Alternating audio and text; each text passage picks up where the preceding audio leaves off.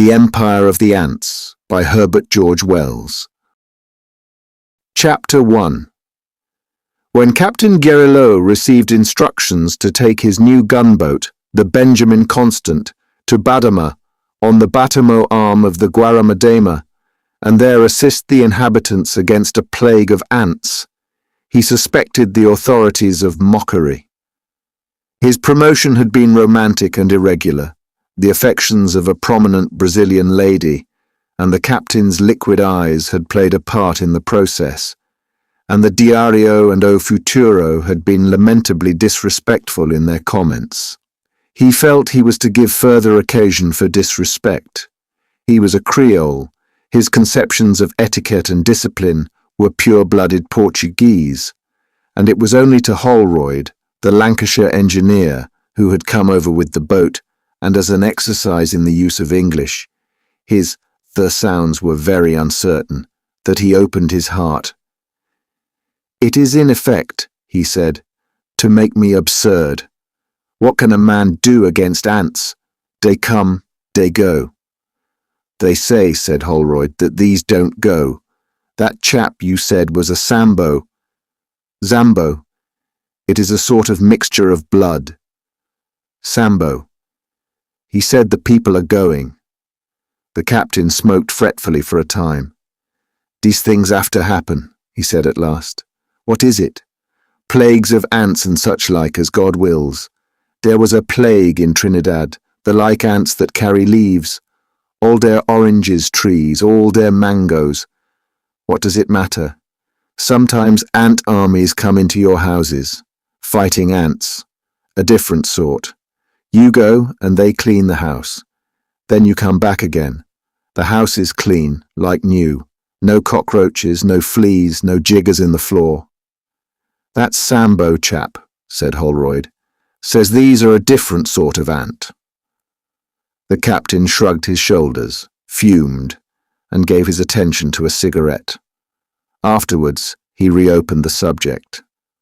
"My dear Holroyd, what am I to do about des infernal ants?" The captain reflected. "It is ridiculous," he said. But in the afternoon, he put on his full uniform and went ashore, and jars and boxes came back to the ship, and subsequently he did. And Holroyd sat on deck in evening coolness and smoked profoundly and marvelled at Brazil. They were 6 days up the Amazon, some hundreds of miles from the ocean, and east and west of him there was horizon like the sea, and to the south nothing but a sandbank island with some tufts of scrub. The water was always running like a sluice, thick with dirt, animated with crocodiles and hovering birds, and fed by some inexhaustible source of tree trunks, and the waste of it, the headlong waste of it, filled his soul. The town of Alemquer, with its meagre church, its thatched sheds for houses, its discoloured ruins of ampler days, seemed a little thing lost in this wilderness of nature, a sixpence dropped on Sahara. He was a young man. This was his first sight of the tropics. He came straight from England, where nature is hedged, ditched, and drained into the perfection of submission, and he had suddenly discovered the insignificance of man. For 6 days they had been steaming up the sea by unfrequented channels, and man had been as rare as a rare butterfly. One saw one day a canoe, another day a distant station, the next no men at all. He began to perceive that man is indeed a rare animal, having but a precarious hold upon this land. He perceived it more clearly as the days passed, and he made his devious way to the Batamo in the company of this remarkable commander who ruled over one big gun and was forbidden to waste his ammunition. Holroyd was learning Spanish industriously, but he was still in the present tense and substantive stage of speech, and the only other person who had any words of English was a black stoker who had them all wrong. The second in command was a Portuguese, da Cunha, who spoke French, But it was a different sort of French from the French Holroyd had learned in Southport. And their intercourse was confined to politenesses and simple propositions about weather. And the weather, like everything else in this amazing new world, the weather had no human aspect, and was hot by night and hot by day, and the air steam, even the wind was hot steam, smelling of vegetation in decay, and the alligators and the strange birds, the flies of many sorts and sizes, the beetles, the ants, the snakes and monkeys, seemed to wonder what man was doing in an atmosphere that had no gladness in its sunshine and no coolness in its night. To wear clothing was intolerable, but to cast it aside was to scorch by day and expose an ampler area to the mosquitoes by night. To go on deck by day was to be blinded by glare, and to stay below was to suffocate. And in the daytime came certain flies, extremely clever and noxious about one's wrist and ankle. Captain Gerilleau, who was Holroyd's sole distraction from these physical distresses, developed into a formidable bore, telling the simple story of his heart's affections day by day, a string of anonymous women, as if he was telling beads. Sometimes he suggested sport, and they shot at alligators, and at rare intervals they came to human aggregations in the waste of trees, and stayed for a day or so, and drank and sat about, and one night danced with Creole girls, who found Holroyd's poor elements of Spanish, without either past tense or future, amply sufficient for their purposes. But these were mere luminous chinks in the long grey passage of the streaming river, up which the throbbing engines beat. A certain liberal heathen deity, in the shape of Demi-John, held seductive court aft, and it is probable forward. But Gerilleau learned things about the ants, more things and more, at this stopping place and that, and became interested in his mission. "They are a new sort of ant," he said. "We have got to be, what do you call it, entomology? Big, 5 centimeters, some bigger. It is ridiculous. We are like monkeys, sent to pick insects, but they are eating up the country." He burst out indignantly. "Suppose, suddenly, there are complications with Europe. Here am I. Soon we shall be above the Rio Negro, and my gun, useless." He nursed his knee and mused.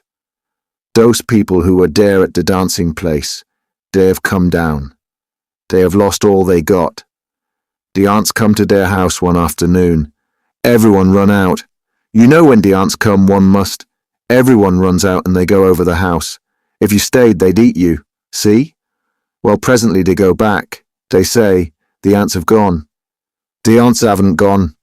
They try to go in. The son, he goes in. The aunts fight. Swarm over him? Bite him. Presently he comes out again, screaming and running. He runs past them to river. See? He get into the water and drowns the aunts. Yes." Gerilleau paused, brought his liquid eyes close to Holroyd's face, tapped Holroyd's knee with his knuckle. "That night he dies, just as if he was stung by snake. Poisoned by the ants? Who knows?" Gerilleau shrugged his shoulders. "Perhaps they bit him badly. When I joined this service, I joined to fight men. These things, these ants, they come and go. It is no business for men." After that he talked frequently of ants to Holroyd, and whenever they chanced to drift against any speck of humanity in that waste of water and sunshine and distant trees, Holroyd's improving knowledge of the language enabled him to recognize the ascendant word sauber, more and more completely dominating the whole. He perceived the ants were becoming interesting, and the nearer he drew to them, the more interesting they became. Gerilleau abandoned his old themes almost suddenly, and the Portuguese lieutenant became a conversational figure. He knew something about the leaf-cutting ant, and expanded his knowledge. Gerilleau, sometimes rendered what he had to tell to Holroyd. He told of the little workers that swarm and fight, and the big workers that command and rule, and how these latter always crawled to the neck, and how their bites drew blood. He told how they cut leaves and made fungus beds, and how their nests in Caracas are sometimes 100 yards across. 2 days the 3 men spent disputing whether ants have eyes. The discussion grew dangerously heated on the second afternoon, and Holroyd saved the situation by going ashore in a boat to catch ants and see. He captured various specimens and returned, and some had eyes and some hadn't. Also, they argued, do ants bite or sting? These ants, said Gerilleau, after collecting information at a rancho, have big eyes. They don't run about blind, not as most ants do. No, they get in corners and watch what you do. And they sting? Asked Holroyd. Yes, they sting. There is poison in the sting. He meditated. I do not see what men can do against ants. They come and go. But these don't go. They will, said Gerilleau. Past Tamandu, there is a long low coast of 80 miles without any population, and then one comes to the confluence of the main river and the Batamo arm, like a great lake, and then the forest came nearer, came at last intimately near. The character of the channel changes, snags abound, and the Benjamin Constant moored by a cable that night, under the very shadow of dark trees. For the first time for many days came a spell of coolness, and Holroyd and Gerilleau sat late, smoking cigars and enjoying this delicious sensation. Gerilleau's mind was full of ants and what they could do.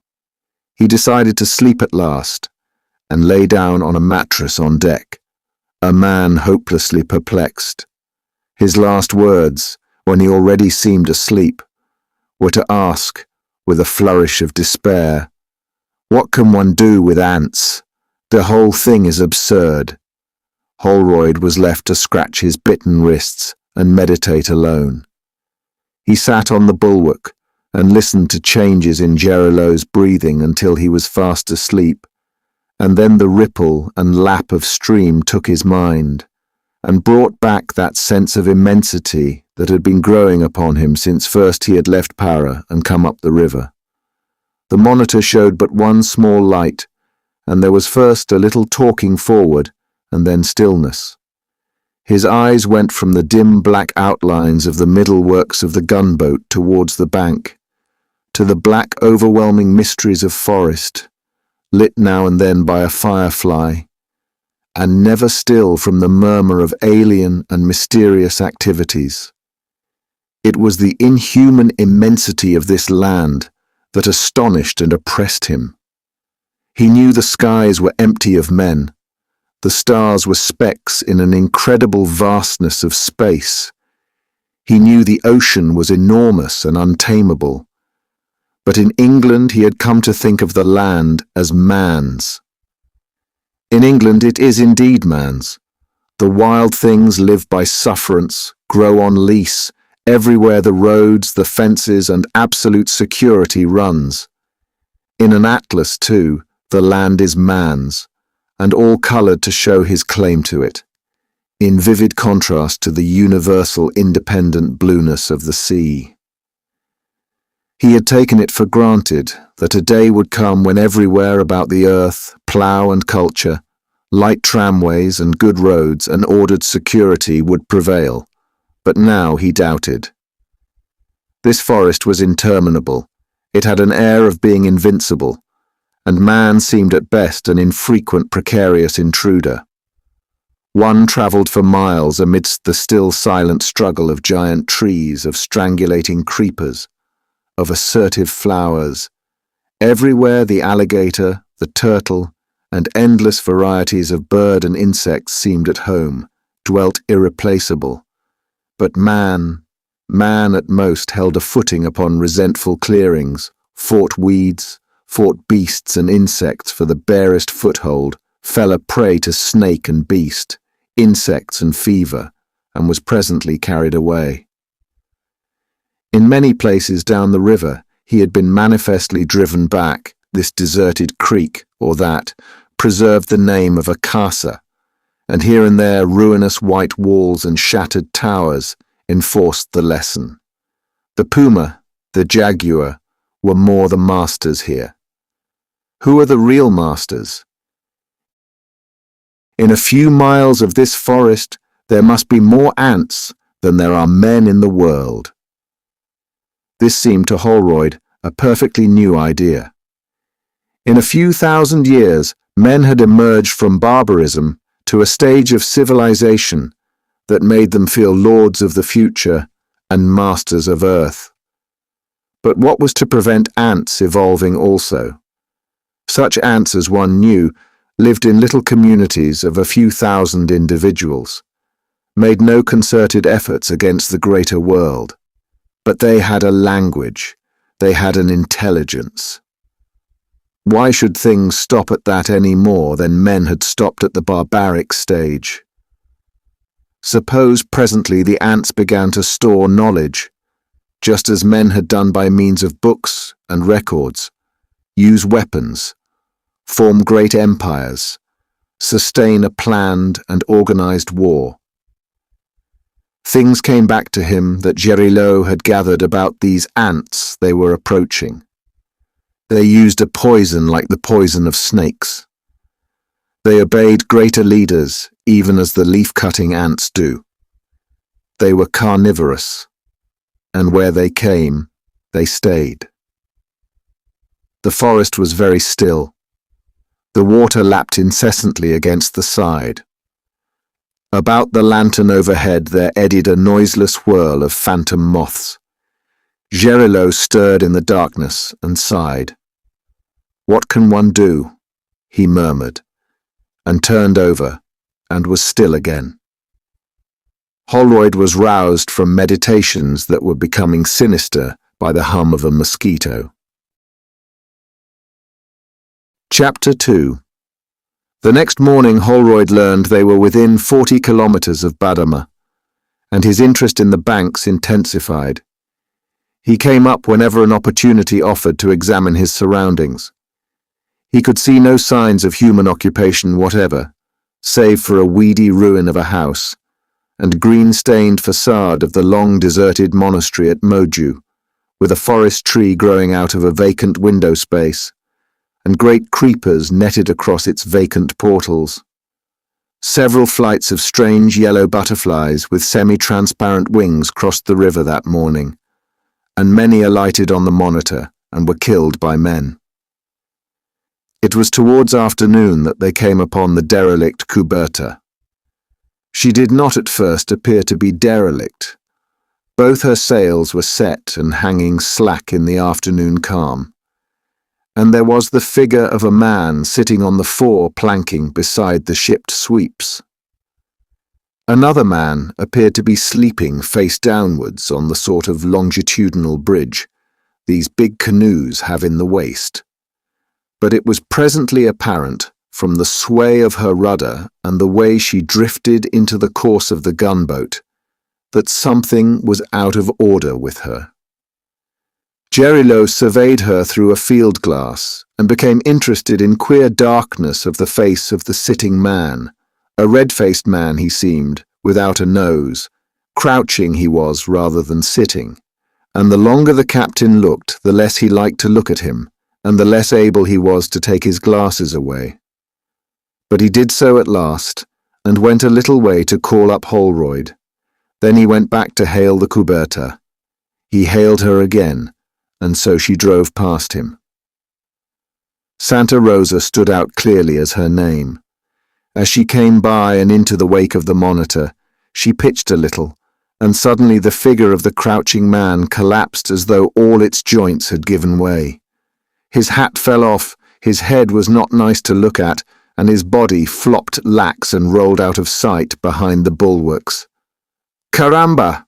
cried Gerilleau, and resorted to Holroyd forthwith. Holroyd was halfway up the companion. "Did you see that?" said the captain. "Dead," said Holroyd. "Yes, you'd better send a boat aboard. There's something wrong. Did you, by any chance, see his face? What was it like?" "It was... ugh, I have no words." And the captain suddenly turned his back on Holroyd and became an active and strident commander. The gunboat came about, steamed parallel to the erratic course of the canoe, and dropped the boat with Lieutenant d'Acunha and 3 sailors to board her. Then the curiosity of the captain made him draw up almost alongside as the lieutenant got aboard, so that the whole of the Santa Rosa deck and hold was visible to Holroyd. He saw now clearly that the sole crew of the vessel was these 2 dead men, and though he could not see their faces, he saw by their outstretched hands, which were all of ragged flesh, that they had been subjected to some strange, exceptional process of decay. For a moment his attention concentrated on these 2 enigmatical bundles of dirty cloths and laxly flung limbs, and then his eyes went forward to discover the open hold, piled high with trunks and cases, and aft, to where the little cabin gaped inexplicably empty. Then he became aware that the planks of the middle decking were dotted with moving black specks. His attention was riveted by these specks. They were all walking in directions radiating from the fallen man in a manner. The image came unsought to his mind, like the crowd dispersing from a bullfight. He became aware of Gerilleau beside him. "Capo," he said, "have you your glasses? Can you focus as closely as those planks there?" Gerilleau made an effort, grunted, and handed him the glasses. There followed a moment of scrutiny. "It's ants," said the Englishman, and handed the focused field glasses back to Gerilleau. His impression of them was of a crowd of large black ants, very like ordinary ants except for size, and for the fact some of the larger of them bore a sort of clothing of grey. But at the time, his inspection was too brief for particulars. The head of Lieutenant d'Acunha appeared over the side of the cuberta, and a brief colloquy ensued. "You must go aboard," said Gerilleau. The lieutenant objected that the boat was full of ants. "You have your boots," said Gerilleau. The lieutenant changed the subject. "How did these men die?" he asked. Captain Gerilleau embarked upon speculation that Holroyd could not follow, and the 2 men disputed with a certain vehemence. Holroyd took up the field glass and resumed his scrutiny, first of ants and then of the dead man amidships. "He has described these ants to me very particularly. He says they were as large as any ants he has ever seen, black and moving with a steady deliberation, very different from the mechanical fussiness of the common ant. About 1 in 20 was much larger than its fellows, and with an exceptionally large head. These reminded him at once of the master workers who are said to rule over the leafcutter ants. Like them, they seemed to be directing and coordinating the general movements. They tilted their bodies back in a manner altogether singular, as if they made some use of the 4 feet. And he had a curious fancy, that he was too far off to verify, that most of these ants of both kinds were wearing accoutrements, had things strapped about their bodies by bright white bands like white metal threads. He put down the glasses abruptly, realizing that the question of discipline between the captain and his subordinate had become acute. "It is your duty," said the captain, "to go aboard. It is my instructions." The lieutenant seemed on the verge of refusing. The head of one of the mulatto sailors appeared beside him. "I believe these men were killed by ants," said Holroyd abruptly in English. The captain burst into rage. He made no answer to Holroyd. "I have commanded you to go aboard," he screamed to his subordinate in Portuguese. "If you do not go aboard forthwith, it is mutiny. Rank mutiny. Mutiny and cowardice. Where is the courage that should animate us? I will have you in irons. I will have you shot like a dog." He began a torrent of abuse and curses. He danced to and fro. He shook his fists. He behaved as if beside himself with rage, and the lieutenant, white and still, stood looking at him. The crew appeared forward with amazed faces. Suddenly, in a pause of this outbreak, the lieutenant came to some heroic decision, saluted, drew himself together, and clambered upon the deck of the cuberta. "Ah," said Gerilleau, and his mouth shut like a trap. Holroyd saw the ants retreating before da Cunha's boots. The Portuguese walked slowly to the fallen man, stooped down, hesitated, clutched his coat, and turned him over. A black swarm of ants rushed out of the clothes, and da Cunha stepped back very quickly and trod 2 or 3 times on the deck. Holroyd put up the glasses. He saw the scattered ants about the invader's feet, and doing what he had never seen ants doing before. They had nothing of the blind movements of the common ant. They were looking at him, as a rallying crowd of men might look at some gigantic monster that had dispersed it. "How did he die?" the captain shouted. Holroyd understood the Portuguese to say the body was too much eaten to tell. "What is there forward?" asked Gerilleau. The lieutenant walked a few paces and began his answer in Portuguese. He stopped abruptly and beat off something from his leg. He made some peculiar steps as if he was trying to stamp on something invisible, and went quickly towards the side. Then he controlled himself, turned about, walked deliberately forward to the hold, clambered up to the fore-decking, from which the sweeps are worked, stooped for a time over the second man, groaned audibly, and made his way back and aft to the cabin, moving very rigidly. He turned and began a conversation with his captain, cold and respectful in tone on either side, contrasting vividly with the wrath and insult of a few moments before. Holroyd gathered only fragments of its purport. He reverted to the field glass, and was surprised to find the ants had vanished from all exposed surfaces of the deck. He turned towards the shadow beneath the decking, and it seemed to him they were full of watching eyes. The cuberta, it was agreed, was derelict, but too full of ants to put men aboard to sit and sleep. It must be towed. The lieutenant went forward to take in and adjust the cable, and the men in the boat stood up to be ready to help him. Holroyd's glasses searched the canoe. He became more and more impressed by the fact that a great, if minute and furtive activity was going on. He perceived that a number of gigantic ants, they seemed nearly a couple of inches in length, carrying oddly shaped burthens for which he could imagine no use, were moving in rushes from one point of obscurity to another. They did not move in columns across the exposed places, but in open, spaced-out lines, oddly suggestive of the rushes of modern infantry advancing under fire.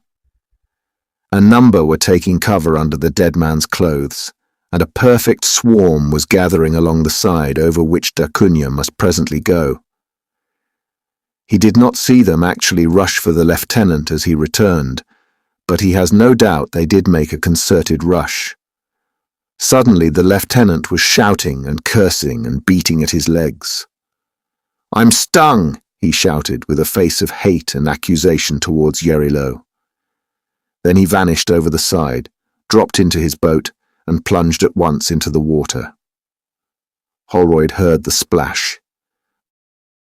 The 3 men in the boat pulled him out and brought him aboard, and that night he died. Chapter 3. Holroyd and the captain came out of the cabin in which the swollen and contorted body of the lieutenant lay, and stood together at the stern of the Monitor, staring at the sinister vessel they trailed behind them. It was a close, dark night that had only phantom flickers of sheet lightning to illuminate it. The cooperative, a vague black triangle, rocked about in the steamer's wake, her sails bobbing and flapping, and the black smoke from the funnels, spark-lit ever and again, streamed over her swaying masts. Gerilleau's mind was inclined to run on the unkind things the lieutenant had said in the heat of his last fever. "He says I murdered him," he protested. "It is simply absurd. Someone had to go aboard. Are we to run away from these confounded ants whenever they show up?" Holroyd said nothing. He was thinking of a disciplined rush of little black shapes across bare sunlit planking. It was his place to go, harped Gerilleau. He died in the execution of his duty. What is he to complain of? Murdered. But the poor fellow was, what is it? Demented. He was not in his right mind. The poison swelled him. They came to a long silence. "We will sink that canoe. Burn it." And then? The inquiry irritated Gerilleau. His shoulders went up, his hands flew out at right angles from his body. "What is one to do?" he said, his voice going up to an angry squeak. "Anyhow," he broke out vindictively, "every ant in dat cooperative, I will burn them alive." Holroyd was not moved to conversation. A distant ululation of howling monkeys filled the sultry night with foreboding sounds, and as the gunboat drew near the black mysterious banks, this was reinforced by a depressing clamour of frogs. "What is one to do?" the captain repeated after a vast interval, and suddenly becoming active and savage and blasphemous, decided to burn the Santa Rosa without further delay. Everyone aboard was pleased by that idea. Everyone helped with zest. They pulled in the cable, cut it, and dropped the boat and fired her with tow and kerosene, and soon the cooperative was crackling and flaring merrily amidst the immensities of the tropical night. Holroyd watched the mounting yellow flare against the blackness, and the livid flashes of sheet lightning that came and went above the forest summits, throwing them into momentary silhouette, and his stoker stood behind him watching also. The stoker was stirred to the depths of his linguistics. "Sauber go pop pop," he said. "Waha!" and laughed richly. But Holroyd was thinking that these little creatures on the decked canoe had also eyes and brains. The whole thing impressed him as incredibly foolish and wrong. But what was one to do? This question came back enormously reinforced on the morrow, when at last the gunboat reached Badama. This place, with its leaf-thatch-covered houses and sheds, its creeper-invaded sugar mill, its little jetty of timber and canes, was very still in the morning heat, and showed never a sign of living men. Whatever ants there were at that distance were too small to see. "All the people have gone," said Gerilleau. "But we will do one thing anyhow. We will hoot and whistle." So Holroyd hooted and whistled. Then the captain fell into a doubting fit of the worst kind. "There is one thing we can do," he said presently. "What's that?" said Holroyd. "Hoot and whistle again." So they did. The captain walked his deck and gesticulated to himself. He seemed to have many things on his mind. Fragments of speeches came from his lips. He appeared to be addressing some imaginary public tribunal either in Spanish or Portuguese. Holroyd's improving ear detected something about ammunition. He came out of these preoccupations suddenly into English. "My dear Holroyd," he cried, and broke off with, "But what can one do?" They took the boat and field glasses and went close in to examine the place. They made out a number of big ants, whose still postures had a certain effect of watching them, dotted about the edge of the rude embarkation jetty. Gerilleau tried ineffectual pistol shots at these. Holroyd thinks he distinguished curious earthworks running between the nearer houses. That may have been the work of insect conquerors of those human habitations. The explorers pulled past the jetty and became aware of a human skeleton wearing a loincloth, and very bright and clean and shining, lying beyond. They came to a pause regarding this. "I've all those lives to consider," said Gerilleau suddenly. Holroyd turned and stared at the captain, realizing slowly that he referred to the unappetizing mixture of races that constituted his crew.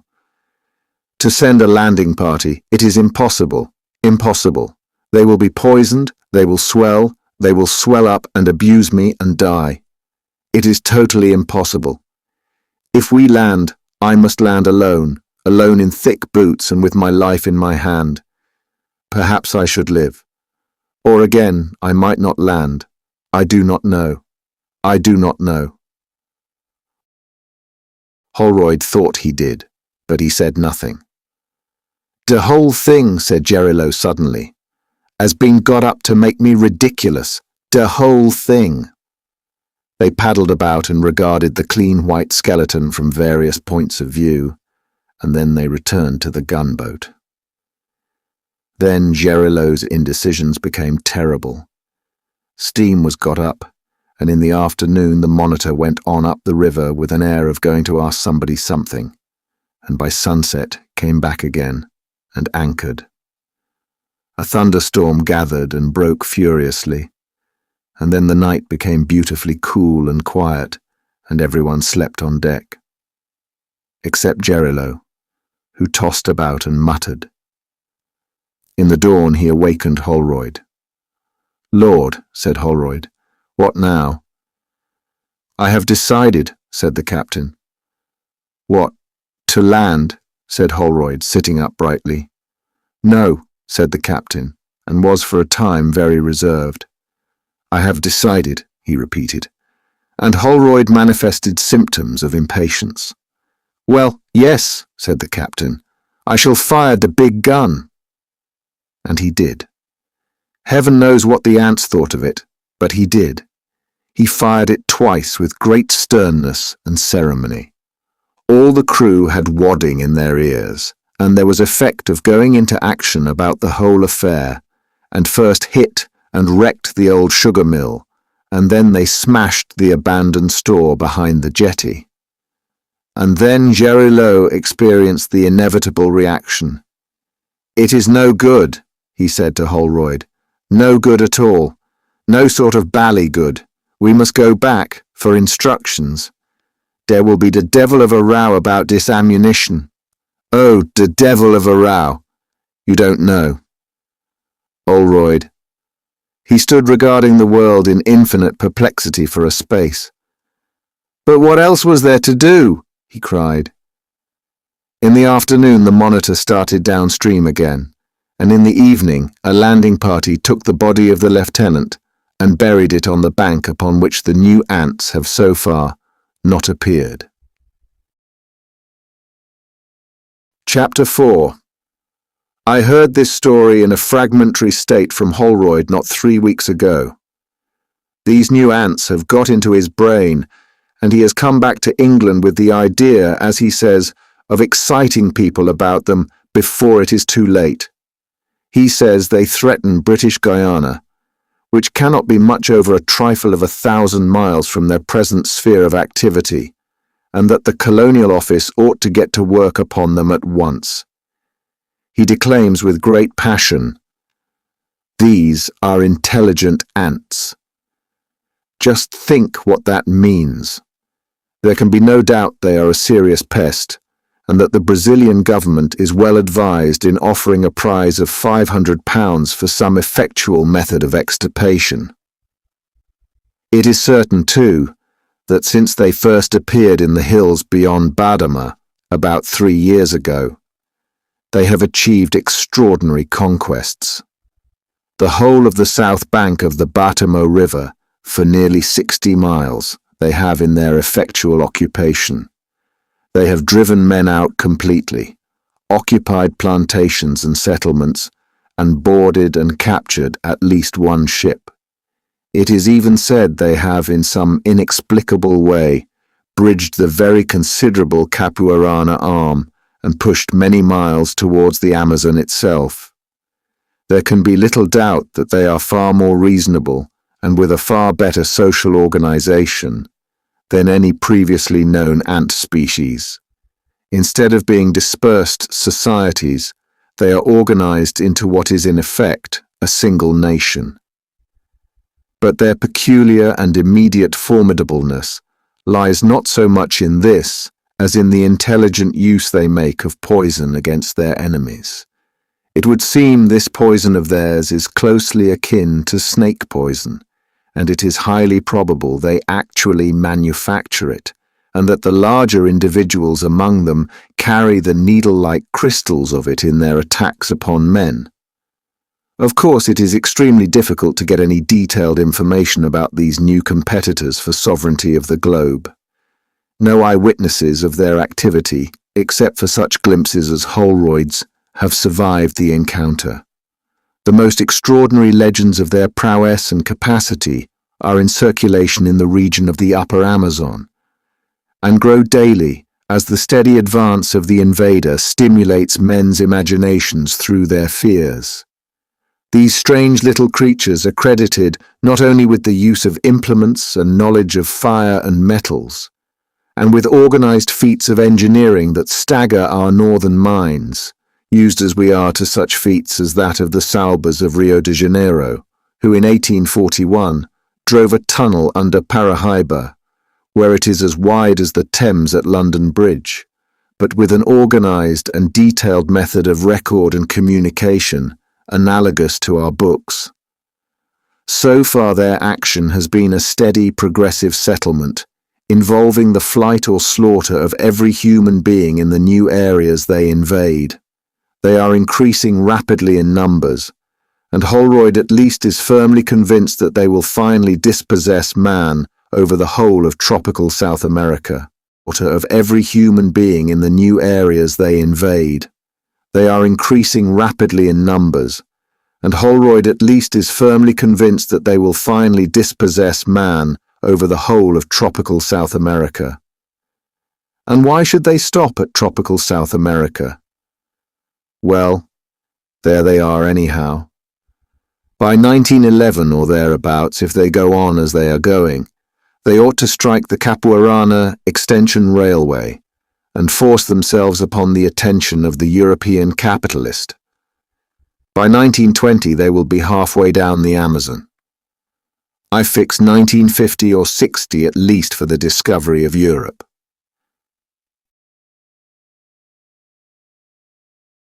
Thank you for listening.